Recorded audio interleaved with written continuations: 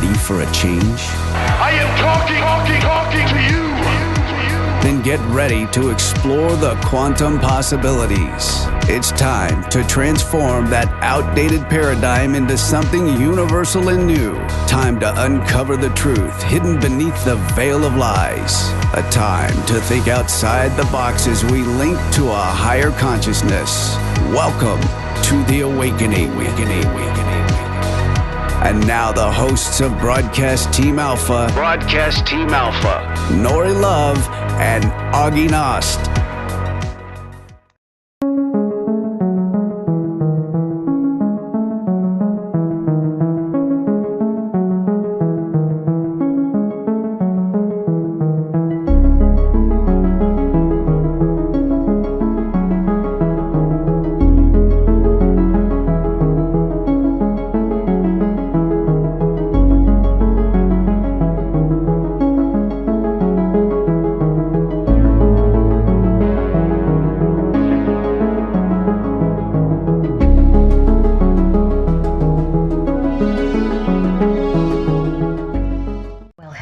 Radiant rock star and quantum adventurers, how are you tonight? We're so happy to be here with you. We're so happy to have our guest tonight. Things are really interesting, right? I mean, time is moving. Well, if it really did move, right? Time is moving quickly. So many things are happening, and I know that we're all probably trying to portion out, right, how much we're taking in from certain places. And like, yeah, no, I'll have none of that. You know, when I see those little memos come across the phone that somebody, you know, in the government is going to be live in a half hour, I'm like, no, I don't think so. I'm not doing that, because I just choose to keep my vibration, to keep my thoughts in the higher vibrations. And I'm going to invite all of you to do that too, not only by hanging out with us tonight, but we have other ways, more intimate settings if you'd like to come join us. And the mastermind connection on Sunday is growing in leaps and bounds. And we have the most wonderful, authentic, you know, just deep thinking, amazing people that are joining. And we create our intentions. We come to an agreement on what our intention for the mastermind is that particular Sunday. And we do amazing guided journeys, guided imagery that takes us to the place of feeling and experiencing the color. And you know, what does peace on earth really look like, right? Well, people are dancing in the street and people are walking and doors are unlocked. So we go there to the, you know, to the, as if it's happening for our manifestations. And then that's at 2:00 on Sunday. At 3:00, we have a discussion. An amazing Pleiadian called Alchemy had been channeling through. I'm hoping he'll come back soon. He hasn't been back in a couple of weeks, but he brings us the most technologically and benevolent based information. Really, really interesting. And one other thing, and I'm going to give it over to Augie.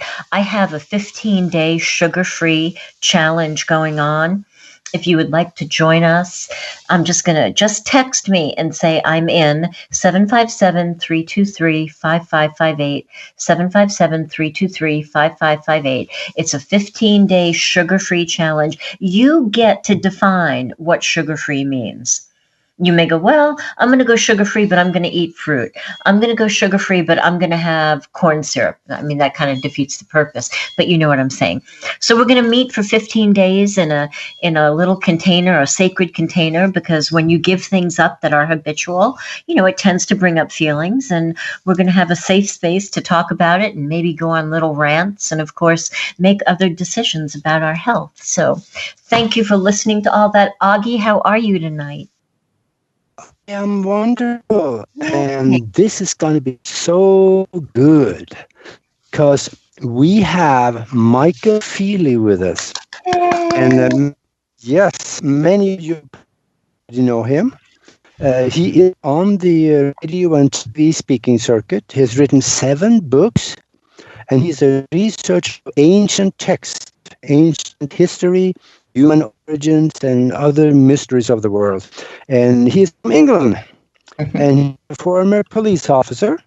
He is a man that also not just studied ancient history and the mysteries, but also found some solutions and answers. And that's kind of rare these days because we hear about the problems and the mystery, but where are the answers? And we talked on the phone earlier today, and it got really interesting.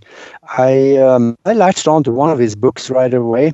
It's called Alchemy of the Gods. Did you catch that? I said gods, not God, because chances are that there is more than one guy out there that claim to be a god. This could turn interesting too. And for those of you listening who like to surf while you are listening, you can find him at his website of Micheal-Feeley.com. That is actually Feeley.com. So enough of me. Welcome to the show, Michael. Welcome, Michael. Hi. Hello. Thank you both. Thank you for the introduction. Nice to be here. Aw, so welcome.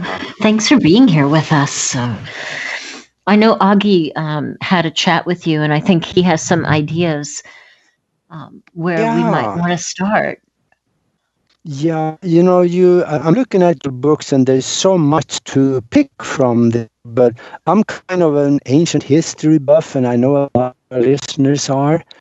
And I think also that many of the things that is going on and have happened originate in Egypt. Thing start there. In Egypt? Is that what you said? Yeah. Okay, you're breaking up a bit. Mm-hmm. Oh, Michael, we can't hear you. Can you hear me? Yes. Oh, excellent. Yeah.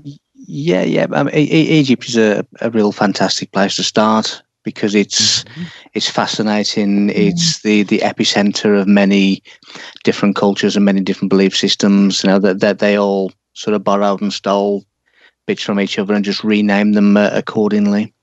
But yeah, Egypt is a fantastic place to start, and it really happened for me in 2010 when I was about to go on vacation, and I received a strange message from a psychic medium in Scotland, in the UK, who I didn't know me, but she just sent me an email and a message, and I do actually have that message here now, so I can read it out verbatim.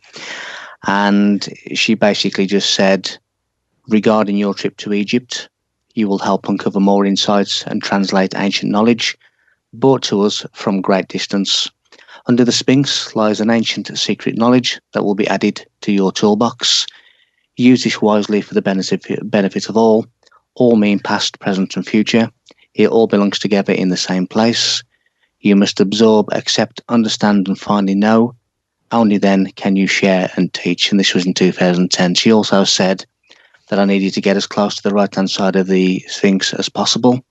And of course, when you look at the Sphinx, which is Leo on Earth, the constellation Leo on Earth, it sees the heavenly side of Leo where the sun goes through the right-hand side of Leo, which actually marks a spot like a treasure map.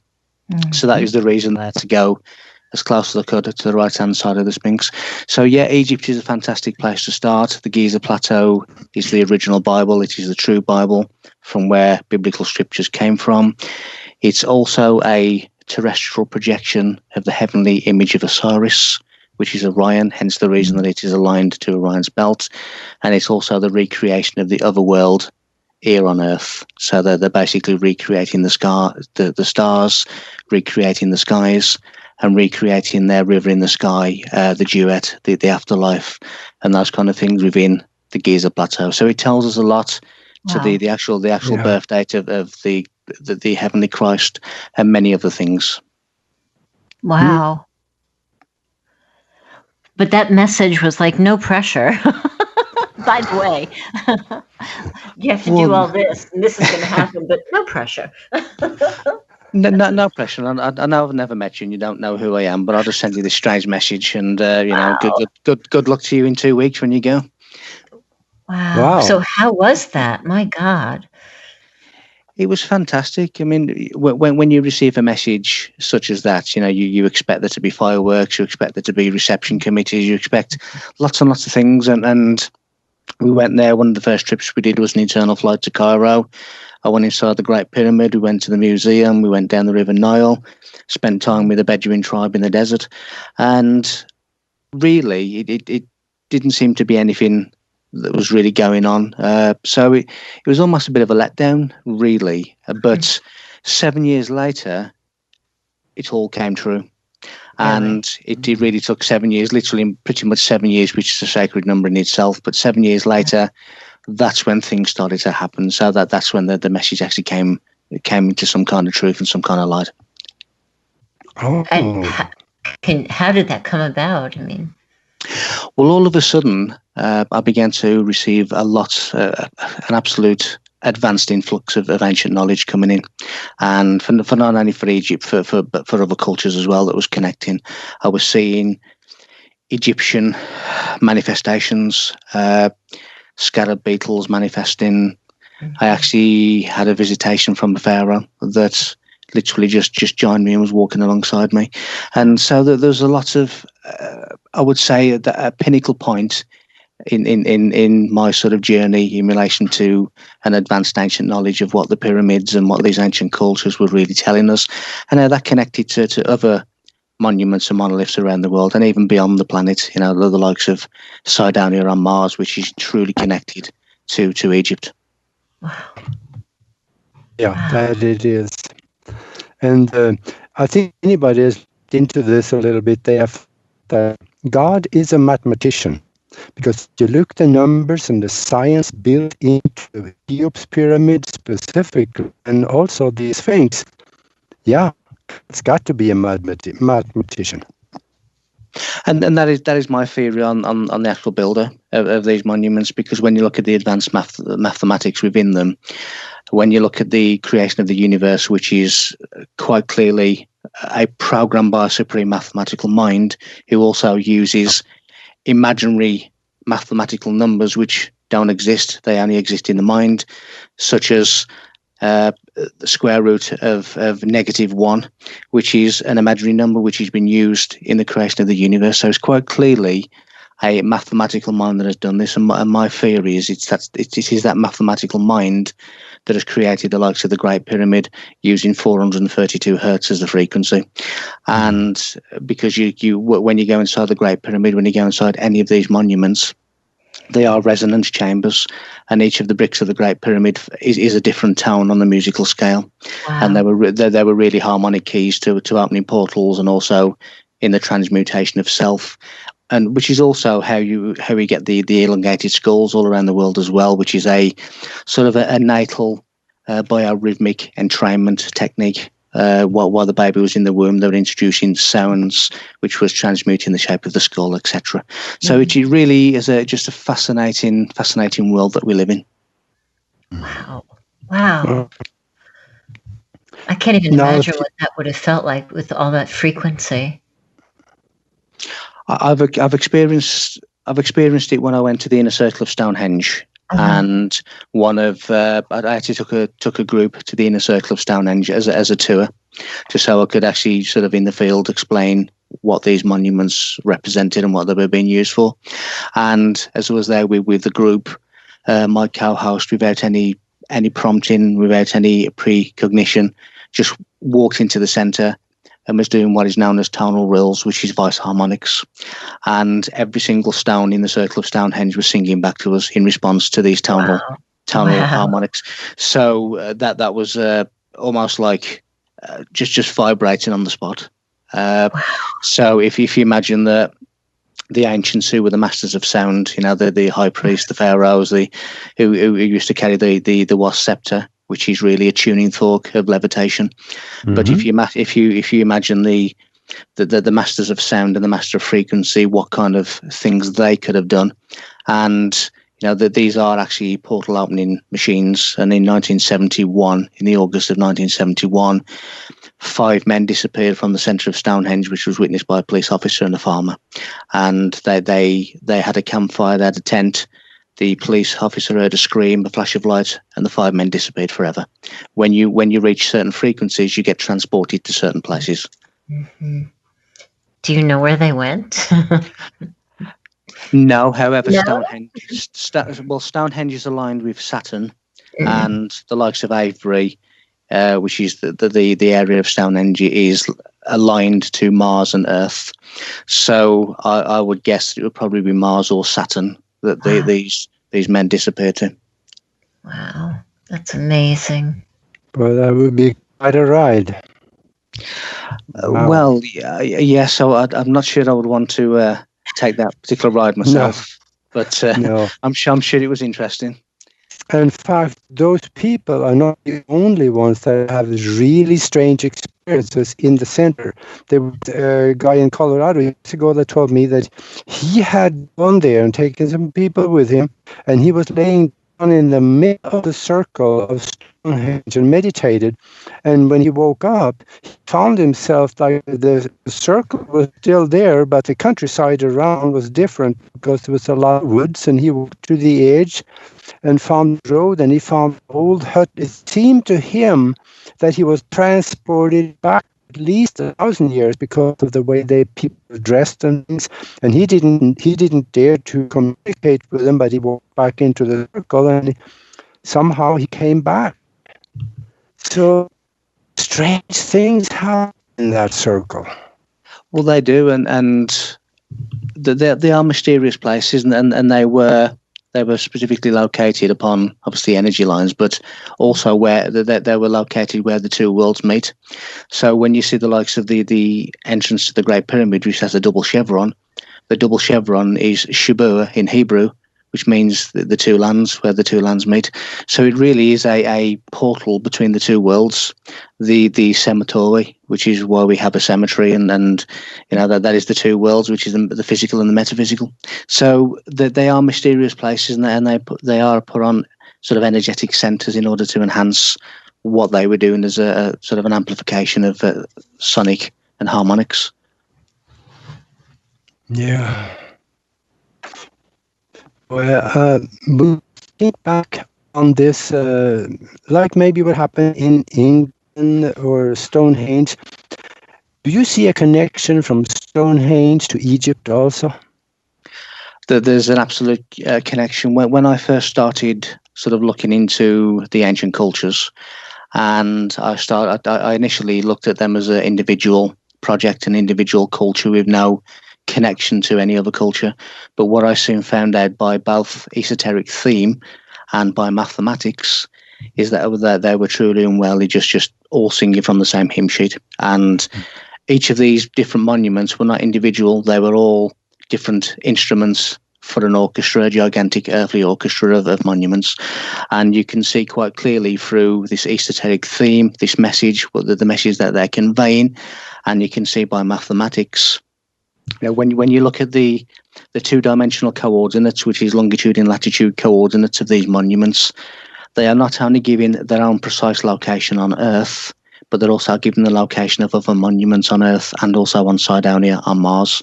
So when you get the face on Mars, the famous face on Mars, the longitude and latitude coordinates of that mathematically tell you how to find Stonehenge. Stonehenge tells you how to find the Great Pyramid. The Great Pyramid tells you how to find Cydonia. It gives you directions to Stonehenge. They are all connected mathematically with numbers. It's almost like a mathematical satellite navigation system, and they are definitely connected, and they were all, say, sharing the same knowledge or operating from the same knowledge base. So there was a definite connection between every single major culture of planet Earth. Where do you think that connection comes into place? Does it go off it, or does it go to Mesopotamia, where maybe Anunnaki was involved? And where do you think that the science would originate from? Again, it's because they were borrowing information from each other, and because that these monuments are far older than we are being told. You know, the Sphinx of Egypt was there at least at the last ice age. When you look at the face on Mars, it's been there at least half a million years. Now, it stands to reason that if the face on Mars has been there for 500,000 years, and it gives you the location of Stonehenge and it gives you the location of the Great Pyramid, then it would tell you that these monuments are also around about the same age, because otherwise, what are they giving you directions to? So that they are far greater than you could ever imagine. And when you look at the likes of Sumeria, the Anunnaki, it is very intrinsically linked to Egypt. So when you look at, for argument's sake, the famous boat of Khufu that is in the Great Pyramid, that the scholars are arguing as to its meaning. Well, the boat of Khufu is really the equivalent of the Greek river Styx and Charon, the ferryman. So when you look at escaping the ferryman, which is the conveying of the souls after death to the other side, you have the boat of Khufu, which is the ferryman. Now, ferryman in some language is Nibiru. So what we have is Nibiru, the boat of Khufu, taking the enlightened souls to the duet in the river in the sky, which is guarded by Apophis or Draco, the serpent. So when you look at the shafts of the Great Pyramid, and you see that some of them point towards Orion and Sirius, which is the duet, which is the underworld, Isis and Osiris, and then you look on the other side and it's pointing towards Draco, it's telling you that the river in the sky is guarded by the serpent, but only certain enlightened souls are allowed to pass. Now, this is Nibiru. This is the boat of Khufu, the ferryman, that is taking these enlightened souls there. Now, when you look at Nibiru in some languages, Nibirum, it basically means the highest point of the ecliptic. Now, when you look at the Anunnaki story, you see Nibiru's alleged orbit is 3,600 years. Well, the Sumerians wrote 3,600 as a large circle. It's an ecliptic. So Nibirum, the highest point of an ecliptic, really separates the sky. Now, Anu, as in Anunnaki, is divine personification of sky. Then you look into the likes of Anubu, which again is Anubis, and you have Anunnaki. It's all divine personification of sky and the separation of the divine sky. So we have a very, very deep intrinsic sort of connection between the Anunnaki, Egypt, with genetics and DNA, because the likes of Alalu just means wave genetics. When you look at mainstream science, it tells you that it was Crick and Watson in 1953 that found the double helix of DNA. But when you look at the Sumerian scrolls, you see that Enki and Enlil is actually the double helix of DNA, which is the negative and the positive twist of the two serpents, the Shetty, the Snake Brothers. So it's a real deep connection between genetics, human potential, and what the Egyptians were also telling us, which was self-conquest, the enlightenment of self and self-mastery. And every single one of the ancient cultures were telling us the same thing. Mm-hmm. Takes us a while. Yeah. It does, because it's got to sink in and then you get to think on it. It seems like pretty much everything we've been told is a fable. A what? Yeah. I couldn't hear what you said, Augie. Oh. A fable? It seemed like much of what we have been told by governments and institutions, they are fables. They're a little far from the truth. They are fables. They are a twist of the truth, and it's basically an exoteric cover for esoteric knowledge. Mm-hmm. Yeah.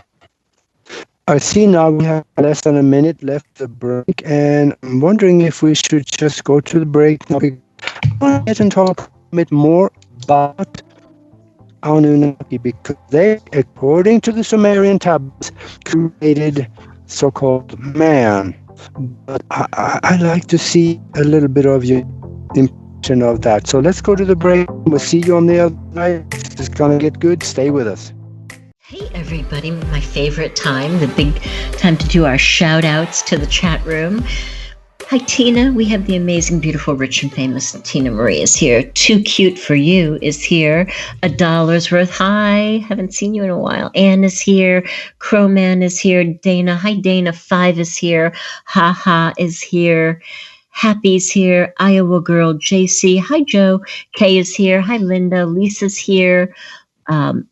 Laura Rankin is here, and I have to go down. Malvarez is here, and Margaret. Hey, Margaret, how's it going? Naj is here. Parked Cake, Rob, Shady D. Z is here. Zariah Raya is here. And if I missed you, forgive me.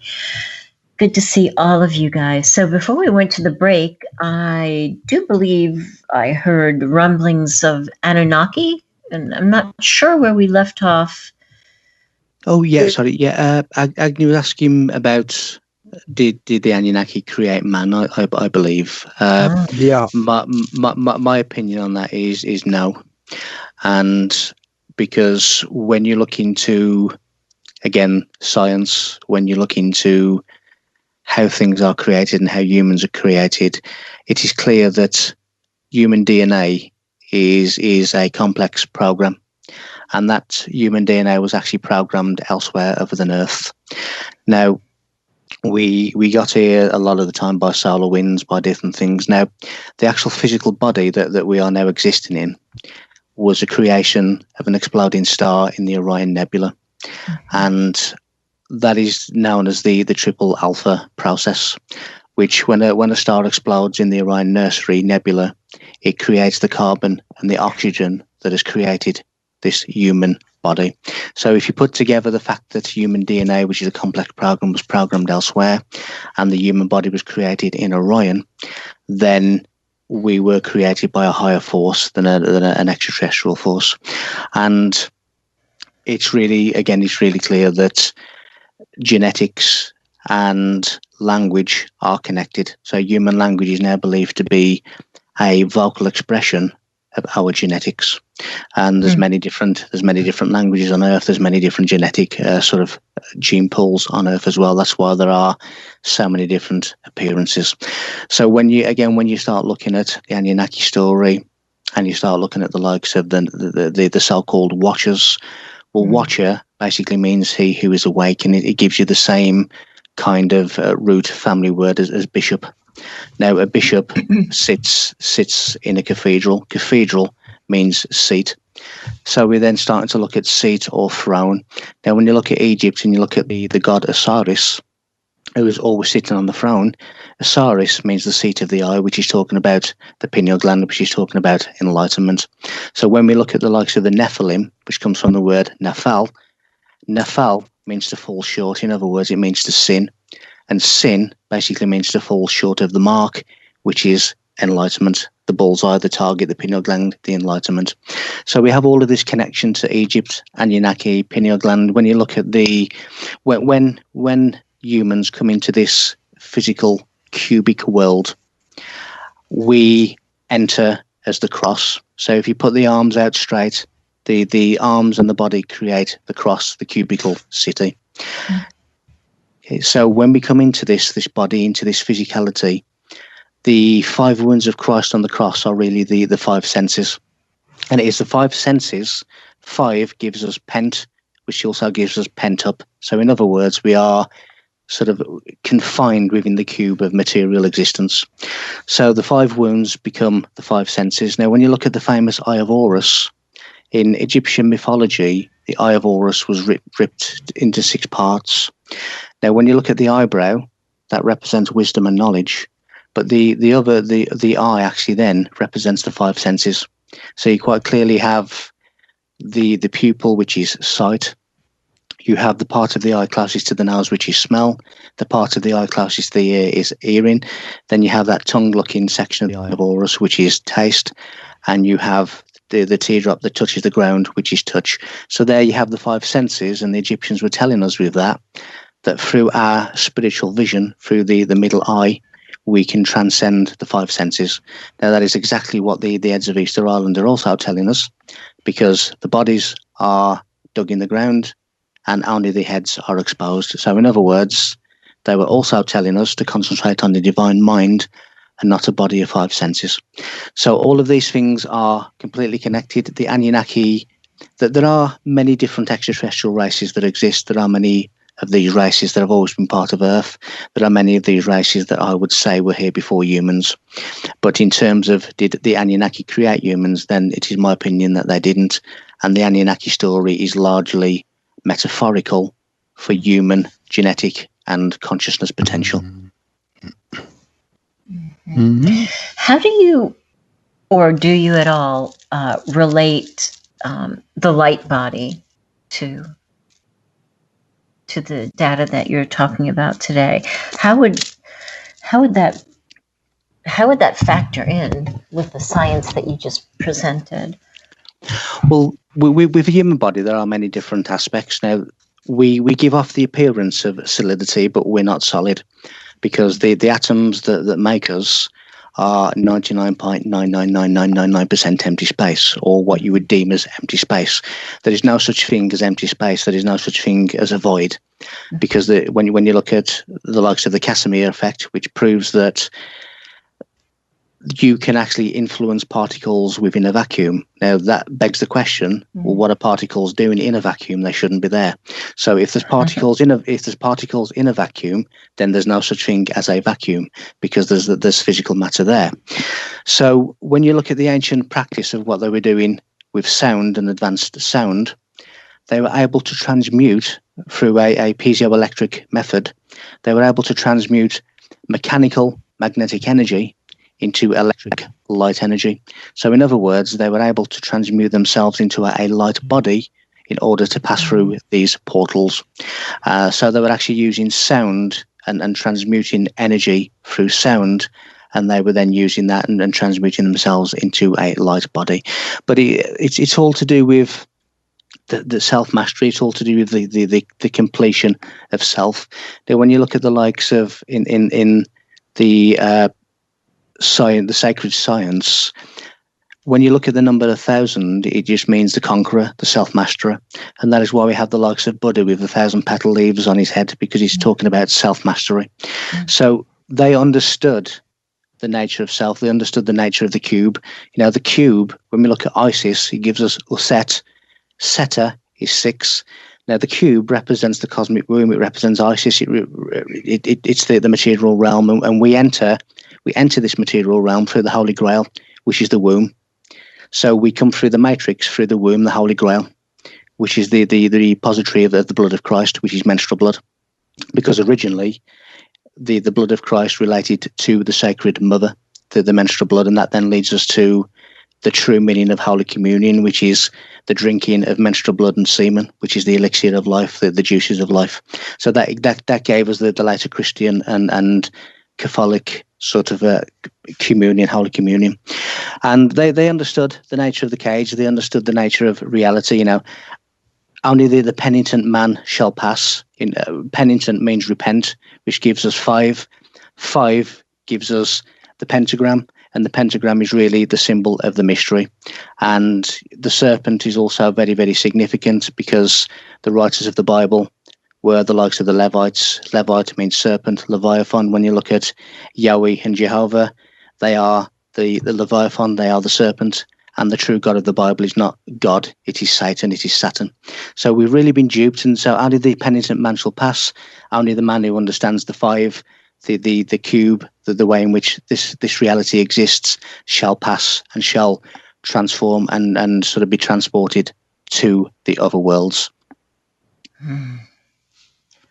Wow, that's a lot. Unbelievable. Transported to the other world, would that be a higher spiritual world or another physical? Well, the way in which the universe is created, you have the universe is forever striving for dynamic stability.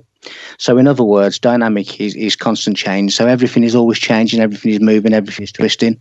In order to get that stability, the universe has to create almost a duality. So you have lower vibrations, you have higher vibrations. Now, when planets or when people who are on the planets go through a region of low vibration, then we see that in terms of what we currently have on Earth at the moment. When planets and people who are on the planets go through regions of higher vibration, which are within, basically, we sort of within the universal spectrum, we see what the likes of a quantum leap in genetics, a quantum leap in intelligence, which really accounts for the likes of Homo erectus to Homo sapien, where Earth naturally goes through a high vibration region of the universe. So when you talk about the other worlds, you are basically talking about a different realm, a different frequency. Now, in order to go to a certain planet, you need to match the frequency of that planet. We match and we sink into the frequency of the planet of our birth. Now, there's lots of people who are, including me, who are saying, I don't belong here. I don't feel like I fit in. I feel like I've been dropped off at the wrong place. And that's because you have a different frequency to the planet of birth. But if you want to go to other planets, you have to match the frequency of that planet. So they were doing this through the transmutation of piezoelectric energies, through the transmutation of self. They were upping themselves to match frequencies of other planets, other realms. Now, when you actually match the frequency of these other places, you begin to see them. You begin to interact with them. And that is why sometimes you can see strange craft and strange things in the sky. Sometimes you can catch a glimpse of something walking past you when there's nothing there, because you are matching a different frequency. You are tuning in to a different vibration. So the other worlds are simply different places of the universe have a different, higher vibration. Yeah. Wow. Well, this is something to think about. I know there are many different levels of existence. So it seems to me as we are increasing in vibration, would we be vibrating out of this physical existence, or do you think? We can vibrate out of this physical existence. We are really very much contained within the five senses, and that really is why the serpent is also extremely pinnacle in the mysteries, because the serpent relates to five. You have the word pent within serpent, which means five, and the spine, the backbone, the jet pillar of Osiris, which basically means shining one, is also a snake, because a snake is basically just a backbone. Now, when you look at a snake, each vertebrae of a snake articulates with its neighbour at 5 different points between the main central bodies. So in other words, even the snake, the pent, relates to the number 5, relates to this. But we are contained within the 5 senses. We are contained within 7 colours. We are contained in our current state within the speed of light, because beyond the speed of light, the particles that are glued together to give us this appearance of solidity cannot stay together. They separate, unless you are inside what is known as a warp bubble. Now, a warp bubble is something that NASA is testing, and a warp bubble is something that I've experienced during the visitation. And what that does, it protects the subject from the outside cosmos. So you will have the space at the front of the bubble contorting, and the space behind the bubble will expand. So in effect, if you're inside this warp bubble, you could be traveling faster than the speed of light, but your body wouldn't necessarily be moving. You'd be stuck encased within this warp bubble. So we are really contained within restrictions of this vibrating earth and this vibrating sort of matrix that we live within.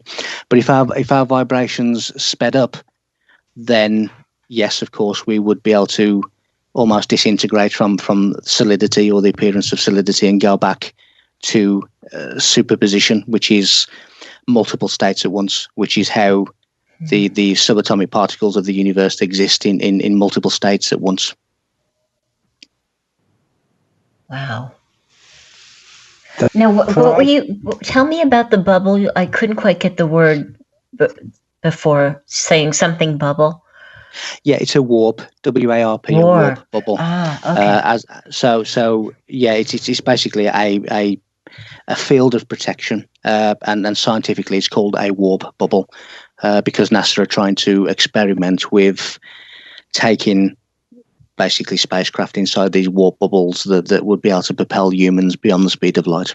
So it's almost like a protective field, a warp bubble. I love it. Wow. Now, you think about something like this. We're about to go to Mars. so far we have only set metal or electronics Mars. Would there be any problem with physical beings going there? There's physical beings on Mars. There always has been. The same as there's beings on the moon or have been, because we have the cities there. We rely largely on what the mainstream tell us, and we rely largely upon their truthfulness. So quite clearly, when you look at the Sidonian city on Mars, and you look at the geometric way in which that's been created, when you look at some of the symbology, I was looking at a picture of the face on Mars and how it aligns to the five-sided pyramid on Mars. Mm-hmm. And what I spotted, I just spotted it when I looked, is that if you draw a line from the right eye of the face on Mars, it goes straight to the center of the five-sided pentagram pyramid on Mars, which means the suggestion of a sixth sense, a suggestion of a sixth sort of realm. So that six is really pure consciousness.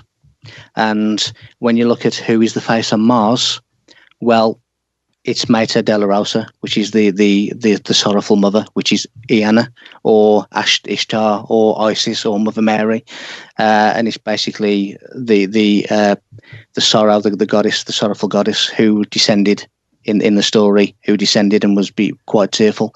When you look at the face on Mars, you can actually see a teardrop, and it's also quite significant that you can only see one eye as well, which again goes back to Egypt, goes back to the Eye of Ra, which is the right eye, which is showing. The other one is shadowed out.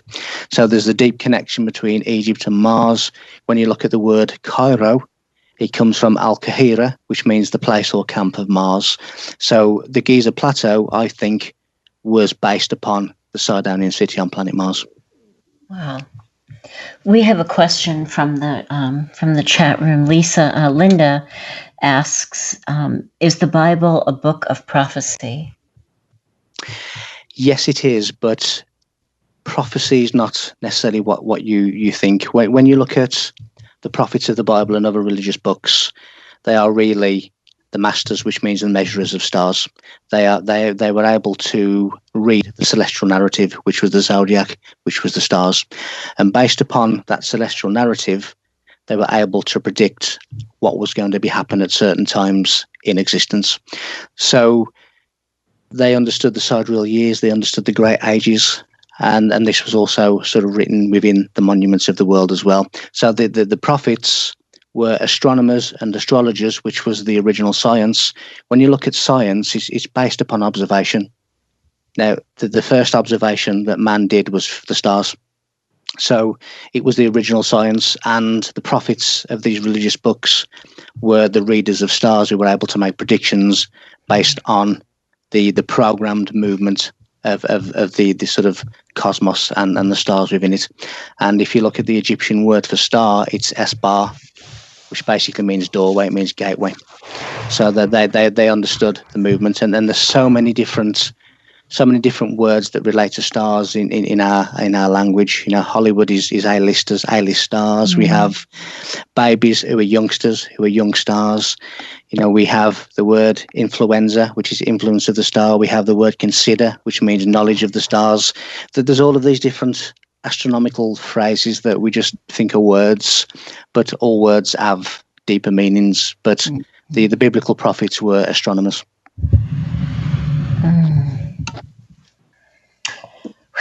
So much to think about. Wow. Yeah, and I see that we have 5 minutes left of the show right now, and we also like to hear a little more about your books. Yes. Also, maybe tell me a little bit about that, and also we're going to be on a conference here shortly. Tell us about that also. Yeah, certainly. Thank you. Well, the conference is the 27th, 28th, and 29th of March, and it's called Forgery Unmasked, and I'll be doing a talk about Egypt on day one, and it runs for 3 days. And The books are basically the kind of things that we've been speaking about this evening, but it goes obviously into much greater depth and much greater length in explaining alchemy of the gods. Alchemy is an important thing in the ancient practice. Beginning with Egypt, alchemy, and it goes into sexual alchemy. When you look at the spire on a church, for argument's sake, a spire is a phallic symbol, but spire means to breathe. So in other words, what they're telling you in esoteric circles is that sexual energy is controlled by breath, and that is a deeper symbology of the spire of a church. When you look at words such as conspire, conspiracy, it means breathe together. To inspire means to breathe. To expire means your last breath. That then takes us into the bread, or the bread of life, which is how when you make bread, it mimics the human respiratory system, hence the breath of life.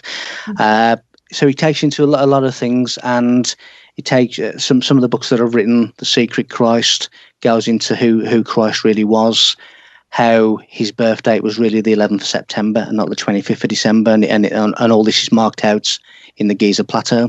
When you look at the little tower inside the Great Pyramid, that is really Bethlehem. It is Belen, which means the Tower of Fire.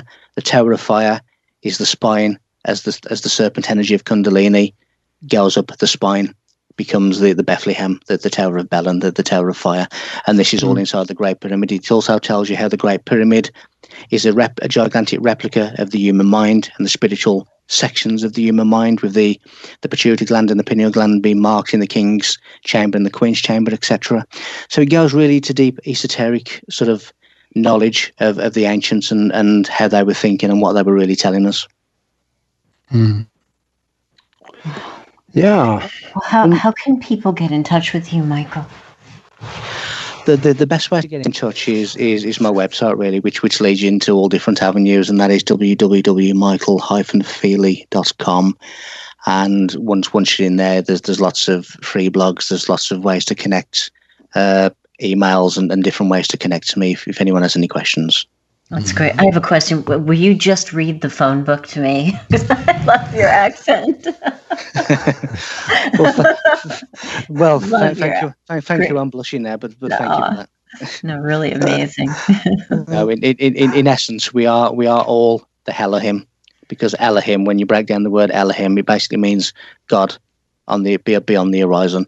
Now, God is the power within, and beyond the horizon basically means the journey of self-discovery. So the Elohim are those who are on the journey of self-discovery, and that really is the esoteric meaning of what this biblical Elohim really means. Wow. And one last question. If you could speak to the world and the world would listen, what would you tell them? So if I could speak to who, sorry? The world. To the whole world. What would I tell them? I would tell the whole world that you are the divine, you are what the divine believed itself to be, and you are living out a reflection of the void which created duality, and you are part of the original unconditioned mind that created the universe in which you exist. Really good. Thank you. Thank you, Micheal. What a pleasure. Thank you for being with us. We'll see you next week, guys.